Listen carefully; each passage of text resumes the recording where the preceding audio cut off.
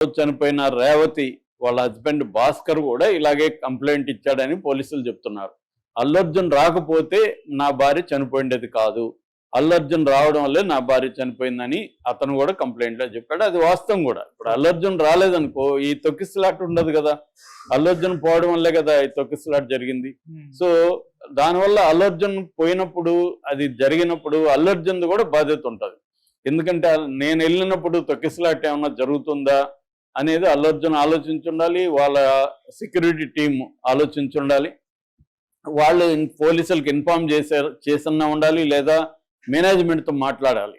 మేము ఇట్లా వస్తున్నాం, మాకు సెక్యూరిటీకి సంబంధించి ఏంటి, పబ్లిక్ అక్కడ ఎలా జనం ఎలా ఉన్నారు, మేము వస్తే ఏ రకమైన ప్రాబ్లమ్స్ ఉండొచ్చు, ఇవన్నీ మాట్లాడుకొని రావాలి. ఇష్టం వచ్చినట్టుగా వచ్చేసి ఒక ప్రాణం పోవడానికి ఇంకొక బాబు ప్రాణం కొట్టుమిట్టాడుతుంది, ఇంకా కూడా అది ఇంకా ఫైనల్ కాలేదు, కానీ ఆశాజనకంగా ఉందని నిన్న ఏసీపీ రమేష్ కుమార్ చెప్తున్నారు.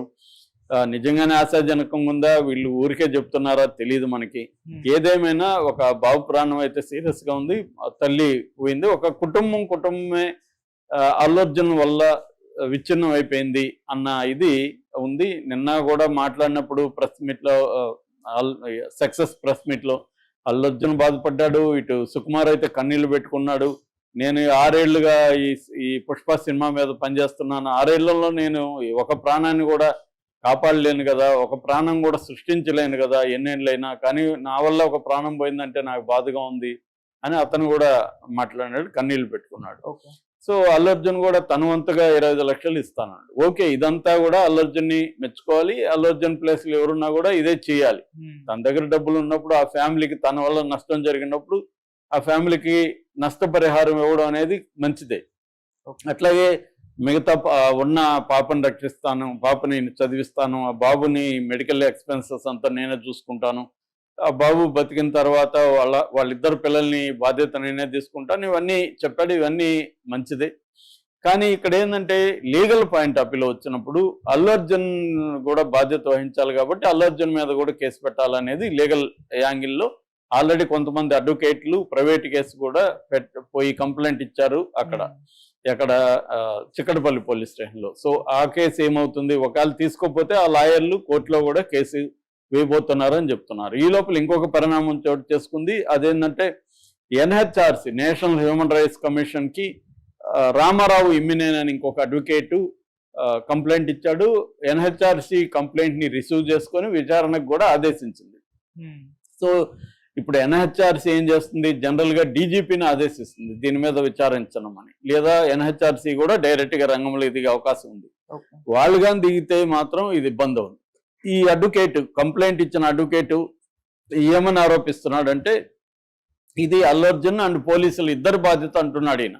థియేటర్ మీద కంటే కూడా ఈయన ఏం చెప్తున్నాడంటే, పోలీసులు లాఠీ చేయడం వల్లనే ఇది జరిగింది, పోలీసులు అనవసరంగా లాఠీ చార్జ్ చేస్తారు, వాళ్ళు కంట్రోల్ చేయకుండా లాఠీ చార్జ్ చేయడం వల్ల వాళ్ళందరూ ఒక్కసారిగా గుంపు లాఠీ చార్జ్కి భయపడి లోపలికి పరిగెత్తారు, దానివల్లనే జరిగిందనేది ఆయన ఆర్గ్యుమెంట్.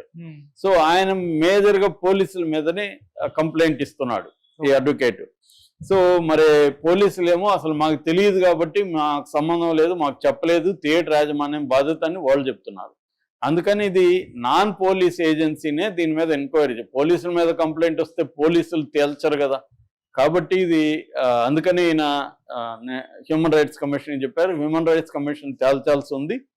ఇది కానీ ఇది మెల్లమెల్లగా ఏమవుతుందంటే, ఇటు పోలీసులకు కూడా దానికి బాధ్యులు ఎవరు, ఆ ఇన్ఛార్జ్ ఎవరు, అక్కడ పోలీసులు వాళ్ళకి తెలీదా, వాళ్ళకి వస్తున్నట్టు తెలీదా, తెలియకపోతే మరి ఎవరి బాధ్యత, ఇవన్నీ ఉంది. థియేటర్ బాధ్యత అయితే క్లియర్ కనపడుతుంది. రెండో దానికోసం వాళ్ళని అరెస్ట్ చేశారు, కేసు అయింది. కేసు కూడా 105 and 118 BNS భారతీయ న్యాయ సంహిత కింద పెట్టారు. 105 అంటే మరణానికి కారణం అవడం, హత్య కాదు కానీ ఒక వ్యక్తి మరణానికి కారణం అవ్వడం కూడా సీరియస్ గానే 5 నుంచి 10 ఏళ్ళు జైలు శిక్ష పడే అవకాశం ఉంది. అట్లాగే 118 ఈ రెండు అంటే అల్లజల్లు జరగడానికి ప్రేరేపణ అవడం, ఈ 2 సెక్షన్ల కింద కేసు పెట్టారు. సో ఇది సెక్షన్ కింద ఇప్పుడు వీళ్ళు కానీ అల్లు అర్జున్ థియేటర్ల యాజమాన్యాన్ని మాత్రమే బాధ్యులను చేస్తే ఎవరు కూడా ఒప్పుకోరు. ఎందుకంటే అల్లు అర్జున్ బాధ్యత ఉందనేది కూడా ఇప్పుడు అందరూ డిస్కస్ చేస్తున్నారు. అల్లు అర్జున్ డబ్బులు ఇచ్చాడా లేదా అనేది అది సమస్య కాదు. ఇప్పుడు నేనేదో ఒకరిని చంపేసి నేను డబ్బులు ఇస్తానంటే చట్టం ఒప్పుకోదు కదా. చట్టం ఏంటంటే చట్ట ప్రకారం శిక్షించి పనిష్మెంట్ వేయమని చెప్తుంది. ఆ యాంగిల్లో అల్లు అర్జున్ కూడా ఇది ప్రాబ్లం అవుతుంది. కానీ పోలీసులు మాత్రం కేసు పెట్టినట్టుగా కనబడలేదు. నోటీసులు అయితే ఇస్తామంటున్నారు.